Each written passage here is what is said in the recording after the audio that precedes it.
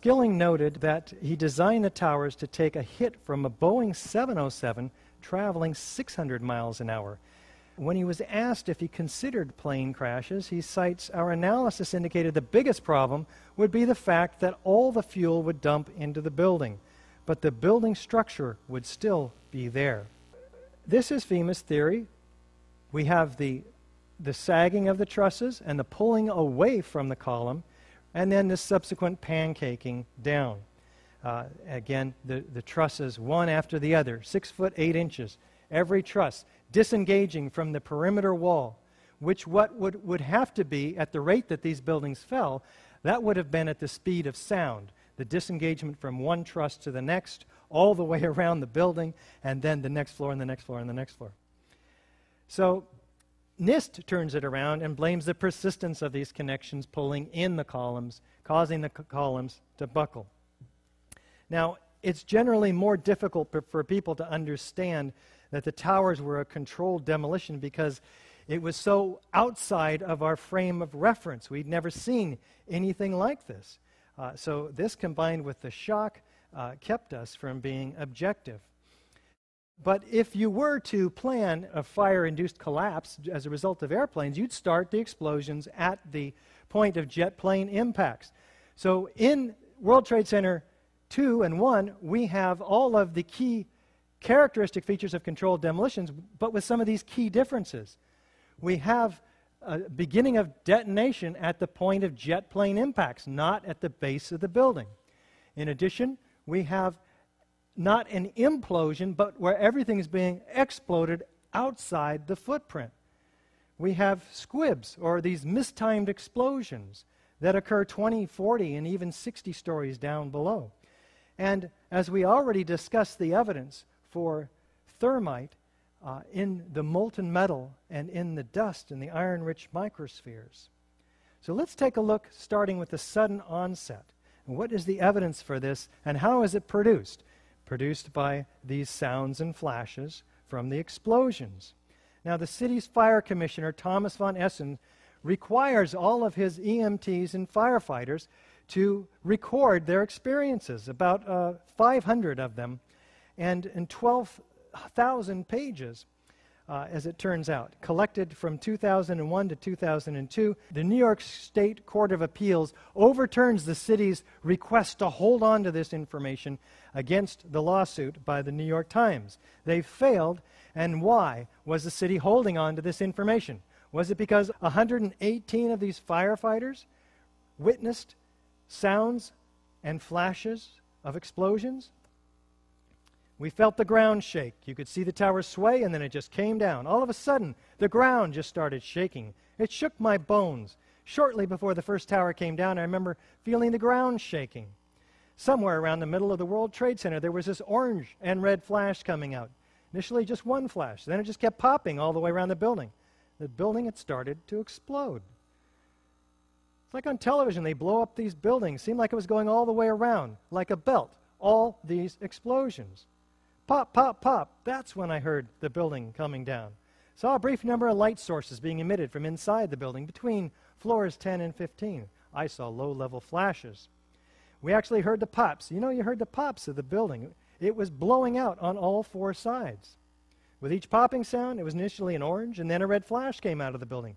Then it would just go around the building on both sides. I saw a flash, flash, flash, and then it looked like the building came down. I thought the terrorists planted explosives somewhere in the building. That's how loud it was, a crackling explosive. Well, you can hear that explosive in this video. Yeah, here's one of the guys who can tell you I'm okay, all right?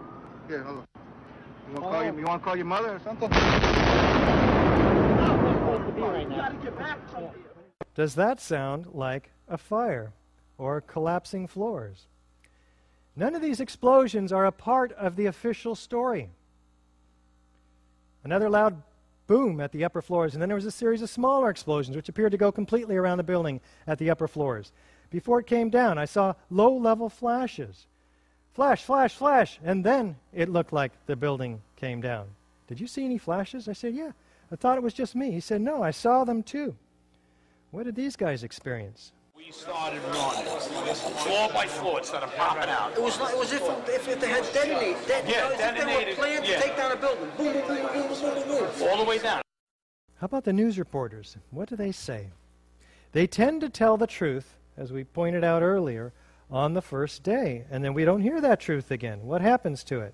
Anybody who's ever watched a building being demolished on purpose knows that if you're going to do this, you have to get at the under-infrastructure of a building and bring it down. The entire building has just collapsed, as if a demolition team set off.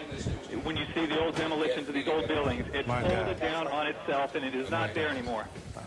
At 10:30, I tried to leave the building, but as soon as I got outside, I heard a second explosion and another rumble and more smoke and more dust. I ran inside the buildings, the chandelier shook, and again, black smoke filled the air. Within another 5 minutes, we were covered again with more silt and more dust. And then a fire marshal came in and said we had to leave because if there was a third explosion, this building might not last. A huge explosion now raining debris on all of us. We better get out of the way.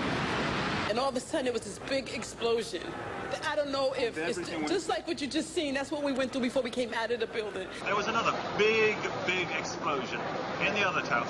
Now watch this gentleman as he experiences the North Tower collapsing, and ask yourself this question: is his reaction justified by witnessing what we're told is a gravitational collapse, which happens to be about 1,700 feet away from him? People were just standing around, talking to each other, nodding their heads. Oh my God. Do you know if it was an explosion or if it was a building collapse? To me, it sounded like an explosion, but it was a huge explosion. Chief Albert Turry told me that he was here after the events that took place this morning. He tried to get his men out as quickly as he could, but he said that there was another explosion which took place, and then an hour after, there was another explosion in one of the towers here. So according to his theory, he thinks that there were actually devices that were planted in the building. It just went ba-boom. It was like a bomb went off. Like it was like holy hell coming down them stairs. And then when we finally got to the bottom, they were coming out on mezzanine level there, and another explosion came right from it, just everyone flying. Like, it sounded like gunfire, you know, bang, bang, bang, bang, bang, and then all of a sudden, 3 big explosions. I was about 5 blocks away when I heard explosions, 3 thuds, and turned around to see the building we just got out of, antenna tip over and fall in on itself. We've heard reports of secondary explosions after the aircraft impacted, whether in fact there wasn't something else at the base of the towers that in fact were the coup de grace to bring them to the ground. As we were getting our gear on and making our way to the stairway, there was a heavy-duty explosion. Again, none of these explosions are a part of the official story. Now, compare these explosions to a known explosion on the left here. Upward, outward arching streamers, pyroclastic volumes of dust, symmetrical display like a mushroom. Does it look like a gravitational collapse to you? How could explosives be placed in the World Trade Center Twin Towers with 50,000 occupants not knowing about it? Well, this is the floor plan. Let's enlarge it and take a close look. We note that the core structure, the columns of which are immediately adjacent to almost all of the elevators at the lower levels, certainly.